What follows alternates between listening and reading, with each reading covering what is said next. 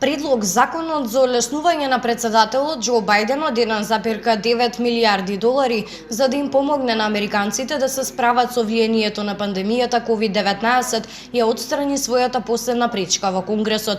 Представничкиот дом го одобри масовниот план за економска помош 210-211 во средата по партиски линии без републиканци да гласаат за. Откако веќе помина низ Сенатот, пакетот за помош сега се насочува кон бирото на Бајден за да биде подпишан во закон. Овој шести нацрт закон за олеснување на COVID-19 е голема законодавна победа за Бајден. Портпаролот на Белата куќа рече дека председателот ќе го подпише законот денеска.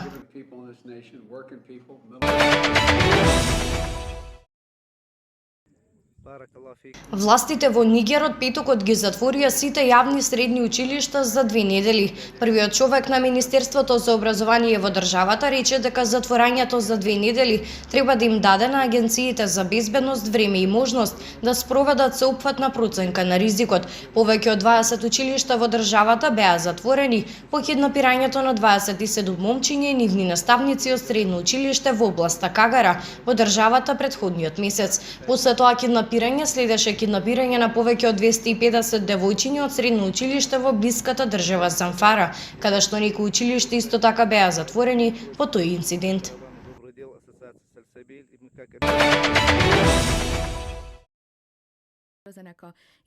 Нема индикации дека вакцината Оксфорд AstraZeneca COVID-19 е поврзана со зголемен ризик од згручување на крвта, вели регулаторот на лекови на Европската унија.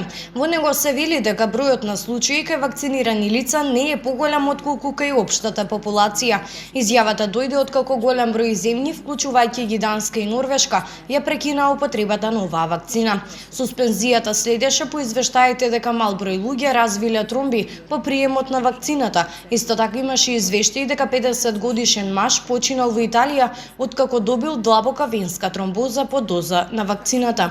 Во моментов нема индикации дека вакцинацијата ги предизвикала овие состојби кои не се наведени како несакани ефекти во оваа вакцина, рече во четвртокот Европската агенција за лекови.